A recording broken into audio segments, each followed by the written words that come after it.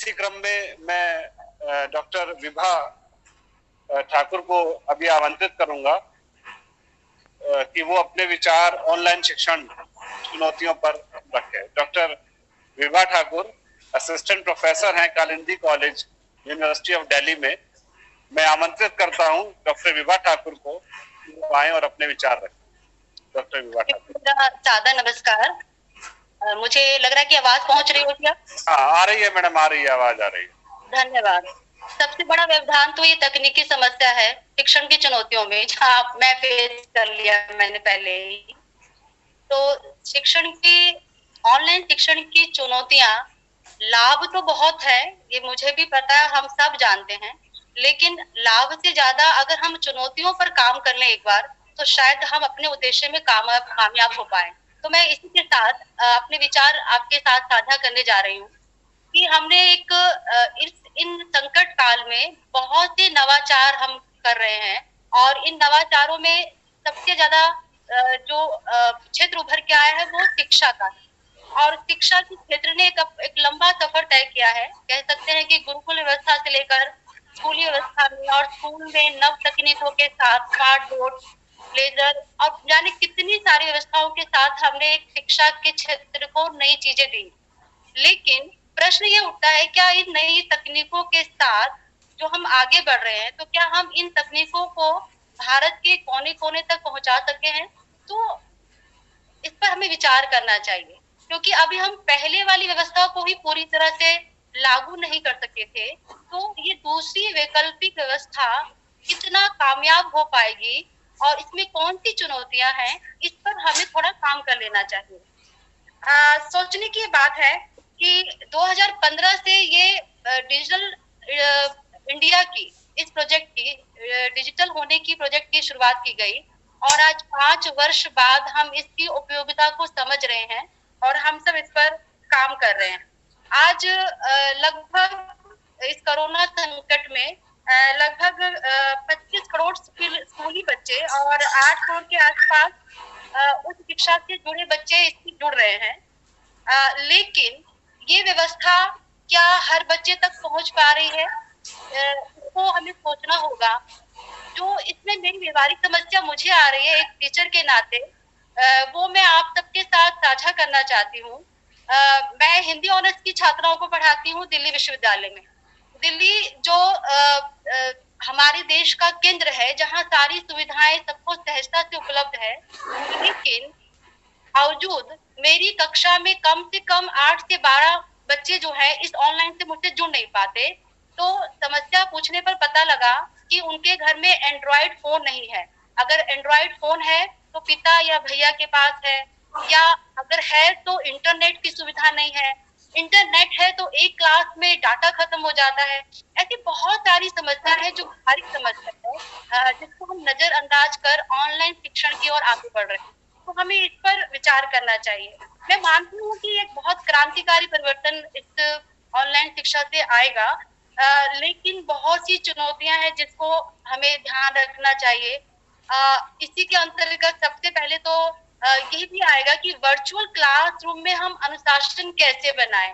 जैसे आजकल हम सब फेस कर रहे हैं, वेबिनार में हम ऑनलाइन कनेक्ट हो जाते हैं, वीडियो ऑडियो म्यूट करके फिर दूसरे काम में लग जाते हैं। इससे पहले मेरे जो वक्ता थे उन्होंने भी इस बात को रखा।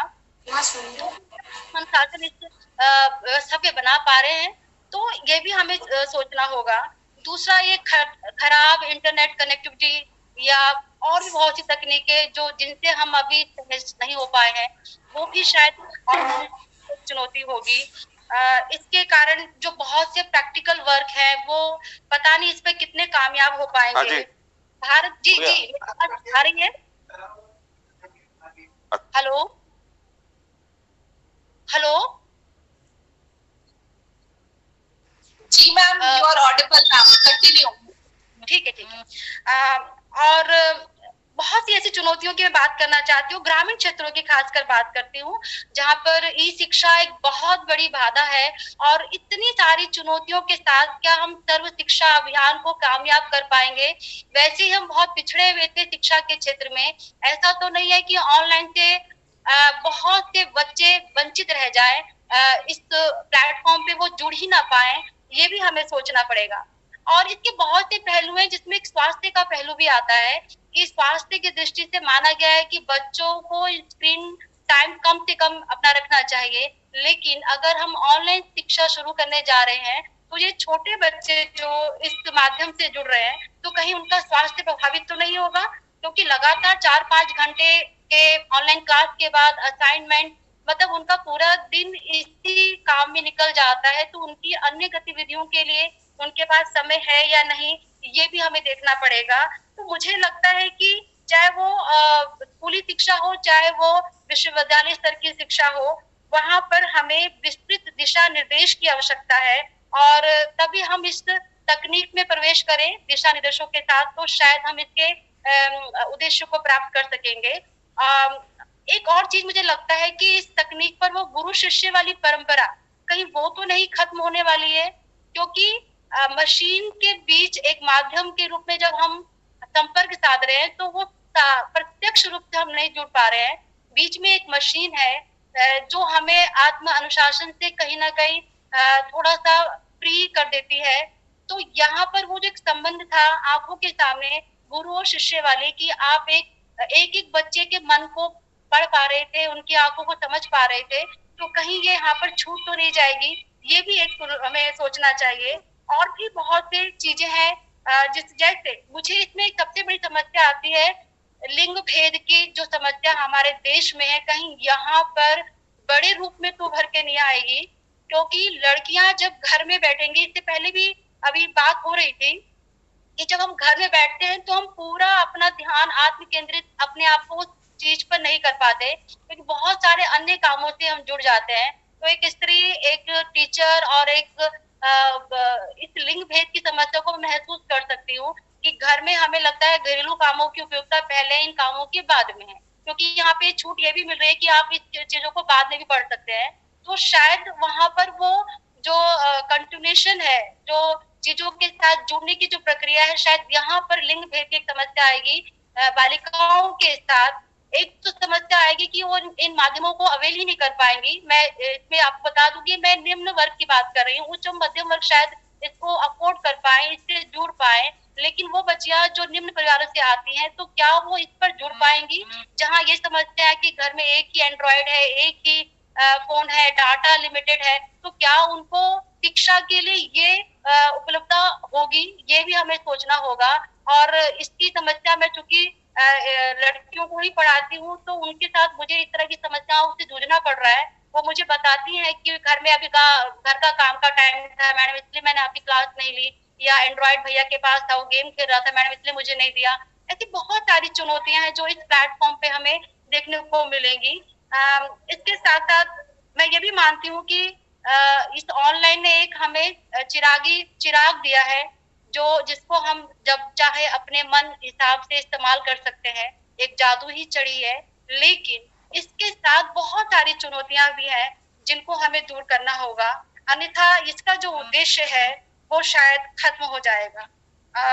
इसके साथ अंत में मैं ये कहना चाहूंगी कि बहुत सारी चुनौतियां भी ये हमारे साथ लेके आया है, लेकिन इसके बहुत से लाभ भी हैं जो मीलों दूर बैठकर हम आज सबसे जुड़ पा रहे हैं। जैसे आपका ये FDP प्रोग्राम, अगर मैं दिल्ली से जुड़ पा रही हूँ तो शायद ये ऑनलाइन शिक्षण व्यवस्था की वजह से ही हो पा रहा है। लेकिन फिर भी जो लाभ है वो तो है, लेकिन लाभ के साथ जो दूसरी चुनौतियां हैं हमें उन पर गंभीरता से विचार करना चाहिए। और मैं बहुत आशावादी हूँ कि अगर हम इस पर विचार करेंगे तो कोई ना कोई समाधान निकालकर इसके उद्देश्य को, इसके मकसद को पूरा कर देंगे। अन्यथा ये सिर्फ एक डाटाबाजी हो जाएगी, जहाँ हम दिखाने के लिए तो ऑनलाइन शिक्षण कर रहे हैं, लेकिन कहीं ना कहीं शिक्षा की जगत में हम बहुत पिछड़ जाएंगे। तो इन्हीं शब्दों के साथ मैं अपने पत्र को यहाँ समाप्त कर रही हूँ और आशा है कि आपने मुझे सुना और धैर्यपूर्वक सुना, उससे कुछ आप भी समझ पाए होंगे इन चुनौतियों को। तो मुझे ये अवसर देने के लिए, ये मौका देने के लिए आप सबका आभार, धन्यवाद। धन्यवाद, धन्यवाद डॉक्टर विभा ठाकुर, धन्यवाद। बिल्कुल सही कहा आपने कि ये IT जो है ये एक जादू की छड़ी ही है, बस आवश्यकता है हमें इसका सही प्रयोग करने के लिए। आपकी चिंता जो लिंग भेद के लिए इसमें आपने बताई कि मॉडर्न टेक्निक का यूज किस तरह से लिंग भेद में डिफरेंशिएट पैदा कर रहा है मेल और फीमेल में, मेल चाइल्ड और फीमेल चाइल्ड में, ये निश्चित चिंता का विषय है मैडम। आशा करते हैं इसका भी कोई ना कोई हल निकलेगा। इसी क्रम में दूसरा जो हमारे साथ थे विभा ठाकुर मैडम जुड़े हुए थे। विभा ठाकुर मैडम के पेपर में जो मेन मुद्दा निकल के आया वो जेंडर पर था, और ये बहुत ही बड़ी रिसर्च का मुद्दा बन भी रहा है कि जो लड़कियां हैं, गर्ल्स हैं, कहीं ना कहीं जेंडर डिस्क्रिमिनेशन जो है, एक तो फैसिलिटी अवेल करने के संबंध में भी है कि मेरे भाई के पास है और पापा के पास है, इट मींस कि अगर उनके पास नहीं है तो कहीं ना कहीं अवेलेबिलिटी में भी डिफरेंस है, डिस्क्रिमिनेशन है। और दूसरा यूटिलाइज करने में भी डिस्क्रिमिनेशन है कि भाई गेम खेल रहा है और बहन की क्लास के लिए अगर उसको वो लैपटॉप या जो भी मोबाइल या गैजेट है अगर अवेलेबल नहीं हो पा रहा है तो ये जेंडर डिस्क्रिमिनेशन को बढ़ाता है। नो डाउट ये मैं भी बहुत बार इस चीज को महसूस करती हूँ कि जो में लड़कियां हैं या लड़कियां इस तरीके से सफर करेंगी कि वो क्लास नहीं कर पाएंगी, कहीं ना कहीं जो घर का डोमेस्टिक हेल्प जो है ऑलरेडी सबकी लीव पर है तो उनको मैक्सिमम टाइम जो है उस काम में बिताना पड़ रहा है, और जो वर्किंग वुमेन है उनकी भी चिंता का विषय यही है। तो जो रोल कॉन्फ्लिक्ट है वो कहीं ना कहीं बढ़ रहा है ना, क्योंकि पैट्रियार्की जो है अभी हमारे सोसाइटी में इतनी लिबरल नहीं हुई है कि अगर एक वक्त की चाय महिला बनाती है तो दूसरे वक्त की चाय जो है हस्बैंड बनाए या दूसरे जो लोग हैं वो बनाए। तो नो डाउट बहुत सारे इसमें रिसर्च के मुद्दे लॉकडाउन में और कोरोना जो है बहुत सारे रिसर्च के मुद्दे लेके आया है, और जेंडर के तो बहुत सारे डायमेंशन उसने खोले हुए हैं। और तीसरा गीता शर्मा मैडम ने हमारे सामने रखा